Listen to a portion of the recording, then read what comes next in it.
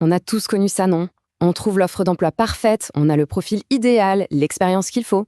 On passe des heures à peaufiner son CV, on l'envoie, et là, silence radio. C'est frustrant.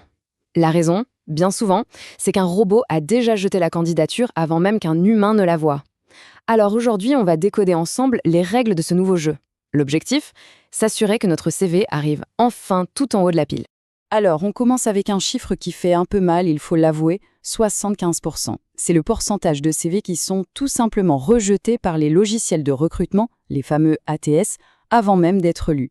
Ça veut dire que 3 candidatures sur 4 partent directement à la poubelle numérique. Et le pire, c'est que ce n'est pas une question de compétence, non, c'est une question de compatibilité avec la machine. Et cette phrase, elle résume absolument tout le problème. Avant même de s'intéresser à nos expériences, à nos réussites, le logiciel, lui, il juge la forme. Un CV qui nous paraît super beau, très design, peut être un vrai charabia pour un ordinateur. Le destin d'une candidature se joue sur des détails techniques que, franchement, la plupart des gens ignorent complètement. Ok, alors on plonge dans le vif du sujet. Pour gagner une partie, il faut bien connaître son adversaire. Et là, notre adversaire, c'est un ennemi invisible, un genre de gardien numérique qui filtre la quasi-totalité des candidatures sans aucune pitié. Et cet ennemi, il a un nom, ATS pour Applicant Tracking System. Il faut voir ça comme l'assistant personnel du recruteur, mais version robot. Sa mission est simple, scanner des centaines de CV en quelques secondes pour ne garder que les plus pertinents. Il analyse, il note, il classe. C'est vraiment le tout premier obstacle à passer. Ce qui est super important de comprendre, c'est qu'on se trompe souvent sur leur fonctionnement. On pense qu'il suffit de bourrer son CV de mots-clés et hop, le tour est joué. Mais c'est bien plus subtil. En fait, un ATS, c'est un lecteur très très basique. Il lit de gauche à droite, ligne par ligne. Si le CV a des colonnes, imaginez le chaos. Il lit un bout de phrase à gauche, puis saute à droite et ça donne une bouillie incompréhensible. C'est pour ça qu'une mise en page trop créative, ça le perd complètement. Et ça nous amène directement à l'erreur numéro 1, celle que presque tout le monde fait, le CV générique. Celui qu'on envoie à des dizaines d'entreprises sans rien changer. Face à des robots qui sont programmés pour chercher une adéquation parfaite avec une offre précise, c'est juste l'échec assuré. La personnalisation, ce n'est plus une option, c'est devenu l'arme principale. Regardez-moi cette transformation, c'est le jour et la nuit. À gauche, la version classique. On décrit ses tâches, gestion des campagnes. C'est bien, mais c'est un peu plat. À droite, on parle le même langage que l'offre d'emploi. On utilise les mots comme growth hacking, on donne des résultats concrets, chiffrés. On ne dit plus seulement « voilà ce que je sais faire », on dit « voilà ce que j'ai accompli » et ça correspond exactement à ce que vous cherchez. La différence est énorme.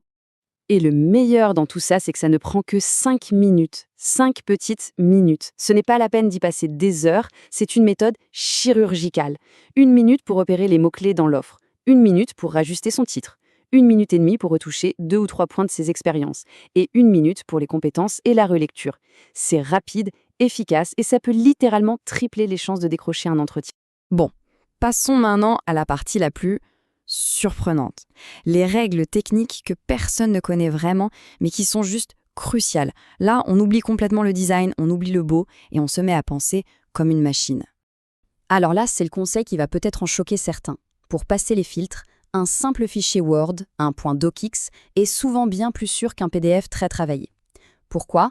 Parce qu'un PDF, surtout s'il vient d'un logiciel de design, peut être vu par le robot comme une simple image. Il n'arrive pas à extraire le texte. Les colonnes, les polices bizarres, tout ça le perturbe.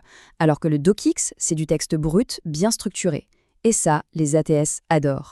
Du coup, voilà la liste noire. Les choses à éviter à tout prix. D'abord, les colonnes et les tableaux, ça on a vu, ça sème la zizanie. Ensuite, tout ce qui est visuel. Les logos, les petites icônes, les barres de niveau de compétences. C'est joli, mais pour le robot, c'est du vide. Ou pire, une erreur. Et attention, point très important, les en-têtes et pieds de page, ils sont souvent ignorés, donc toutes les infos de contact, on les met bien dans le corps principal du CV.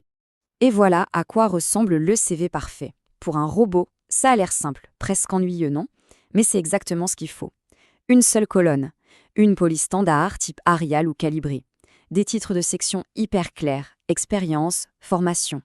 C'est ce format qui garantit que 100% de votre contenu sera lu et compris.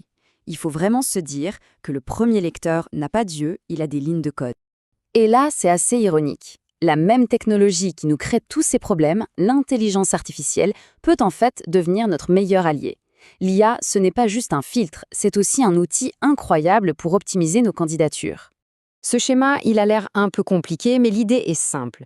Il montre que des outils comme ChatGPT savent analyser et restructurer l'information, un peu comme les logiciels des recruteurs. Sauf que là, on peut les utiliser à notre avantage. C'est comme avoir un coach personnel en recrutement, disponible 24 heures sur 24.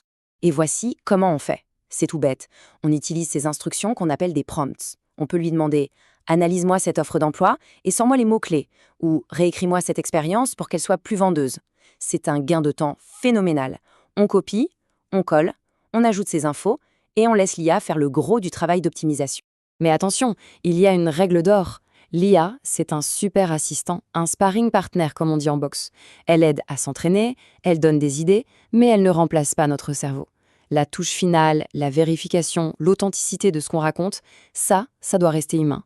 On ne fait jamais de copier-coller aveugle, jamais. Allez, on résume tout ça en un plan d'action super clair. Le but, ce n'est pas de tout réinventer, mais juste d'adopter quelques réflexes qui vont faire toute la différence. Alors voilà le plan de bataille. Ce qu'on fait. Un format simple, idéalement un DocX. On adapte les mots-clés à chaque offre. On met des chiffres pour prouver nos résultats. Et on se sert de l'IA comme d'un coach, ce qu'on évite absolument. Les mises en page tordues, le CV envoyé à tout le monde, les descriptions de missions toutes floues et bien sûr, le copier-coller bête et méchant de l'IA. C'est aussi simple que ça. En fait, le message le plus important de tout ça, c'est un changement de mentalité. On arrête d'être un simple candidat qui subit le système. On devient un stratège, quelqu'un qui comprend les règles du jeu et qui les utilise pour gagner. On ne postule plus, on met en place une stratégie. Et on termine avec une question, pour réfléchir. Cette IA qui s'installe partout dans le recrutement, est-ce que c'est vraiment une bonne chose, l'avenir? Ou est-ce que c'est juste un nouveau gardien du temple, encore plus difficile à déjouer? La réponse est sans doute un peu des deux. À méditer. Merci d'avoir suivi et à très bientôt.